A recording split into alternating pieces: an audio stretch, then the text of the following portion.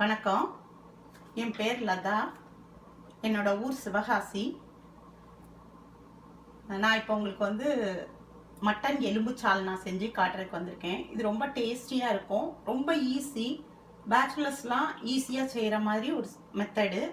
இது புரோட்டாக்கு, சப்பாத்திக்கு, இட்லிக்கு, தோசைக்கு எல்லாமே ரொம்ப சூப்பராக இருக்கும்.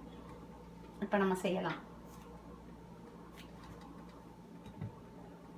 ஃபஸ்ட்டு தேவையான பொருள் சொல்லிடுறேன்.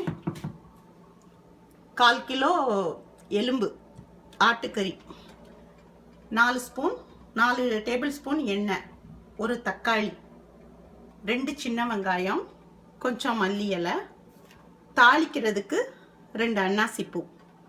நம்ம சாதாரணமாக வீட்டில் யூஸ் பண்ணுற குழம்பு பொடியே யூஸ் பண்ணிக்கலாம். அது ஒரு 2.5 ஸ்பூனு. உப்பு, மஞ்சத்தூள் 1/2 ஸ்பூனு. இப்போ நம்ம அரைக்கணும். இதுக்கு சில பொருட்கள் அரைக்கணும். அது என்ன பொருள்னு பார்த்துக்கலாம்.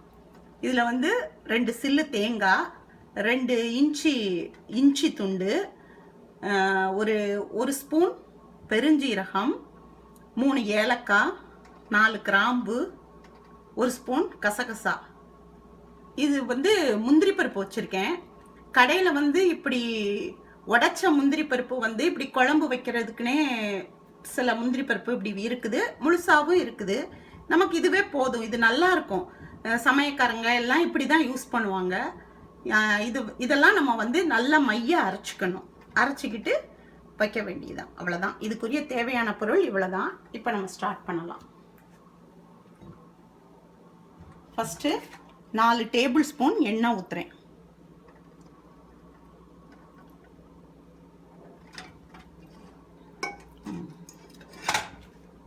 நல்லா சட்டி காஞ்ச பிறகு 4 டேபிள் ஸ்பூன் எண்ணெய் ஊற்றிக்கோங்க.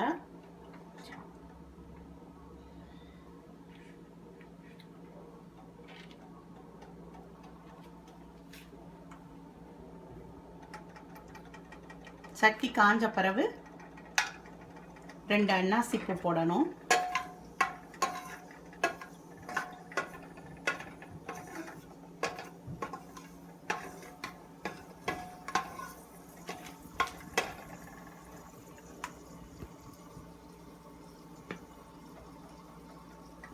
அதுக்கப்புறம் நம்ம வெங்காயம் போடுறோம்.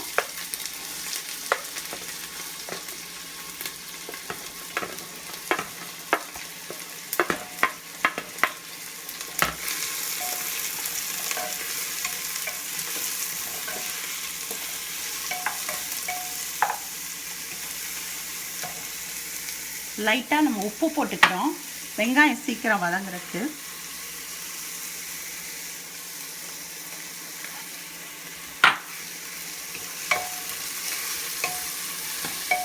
வெங்காயம் பாதி வதங்கினா பிறகு தக்காளி போடணும்.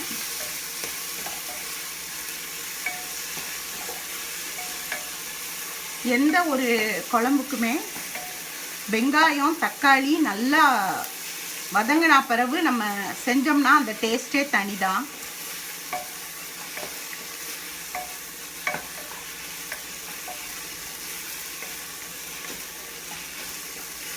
வெங்காயம் நல்லா ஒரு இது வதங்கினா பிறகு தக்காளி போடணும்.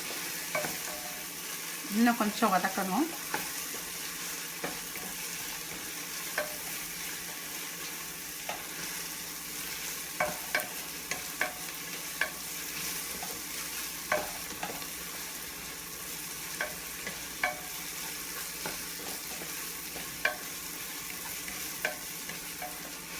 இப்போ நம்ம தக்காளியும் போட்டுடலாம்.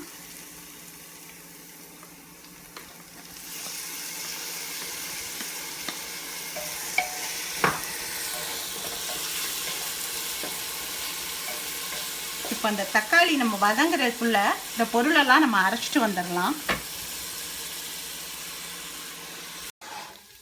இப்போ மசால் அரைச்சி எடுத்துட்டோம்.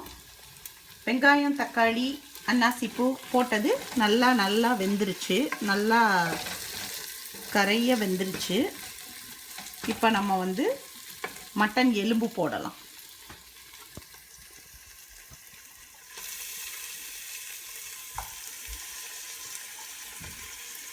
மட்டனை நல்லா கழுவி மட்டனை போடுறோம்.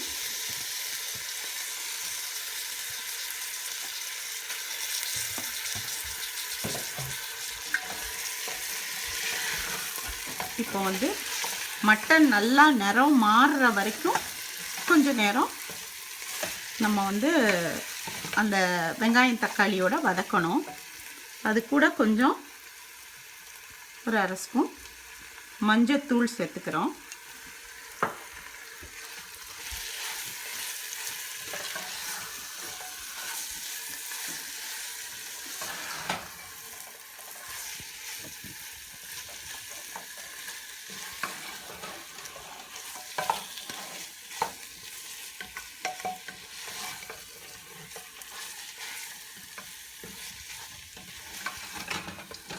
அரைக்கிறது ஒன்று தான் இதில் வேலை, வேறு எந்த வேலையும் கிடையாது.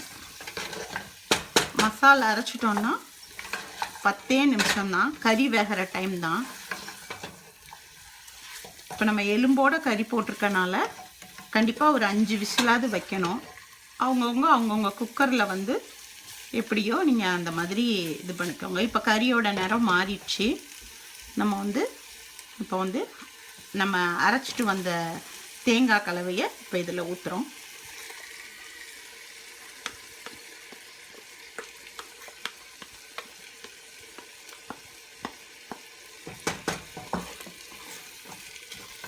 அதோட நம்ம குழம்பு பொடி 2 ஸ்பூன் சொன்னேன்ல, அதையும் போடுறோம்.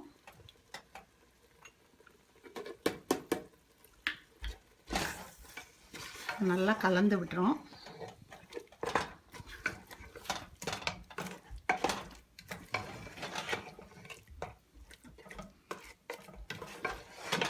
இப்போ நம்ம சால்னாக்கு தேவையான அளவு உப்பு போட்டுக்கிறோம்.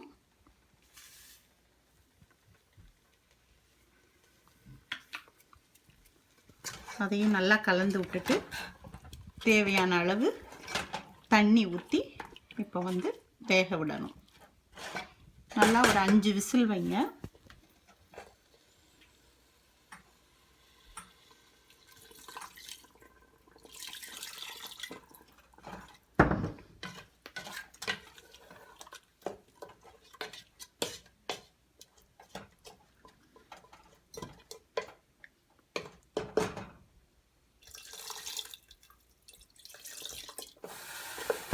எலும்பு வேகிற அளவுக்கு தண்ணி ஊற்றுனீங்கன்னா தான் நல்லாயிருக்கும். இது ரொம்ப கட்டியாக வைக்கணும் இந்த குழம்பு அப்படிலாம் இல்லை. நம்ம கடைகள்லாம் சால்னா சாப்பிட்ருப்போம், அதே மாதிரி அந்த இதுக்கு இருந்தால் போதும். இப்போ குக்கரை நம்ம மூடிடலாம்.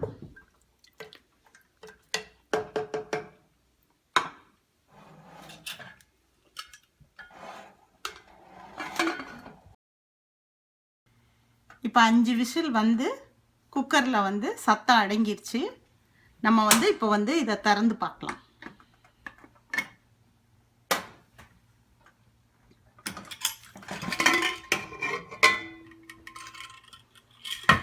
இப்போ நல்லா எண்ணெய் விட்டு நல்லா இதாக வந்துருச்சு. இப்போ வந்து நம்ம வந்து இதில் கொஞ்சம் மல்லி இலை போட்டுட்டு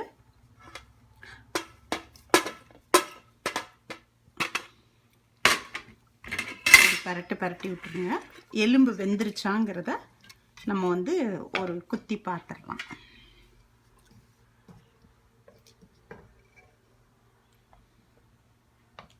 இதை பாருங்கள், நல்லா வெந்துருச்சு.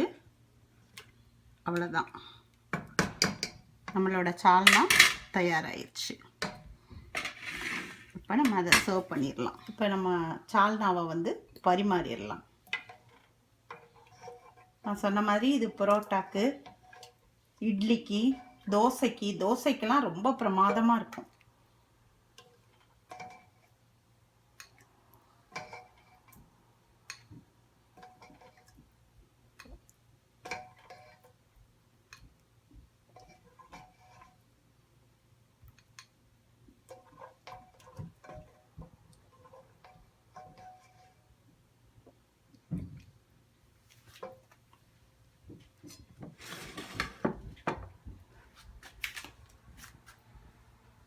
இதை புரோட்டாவோட நம்ம இப்போ பரிமாறலாம்.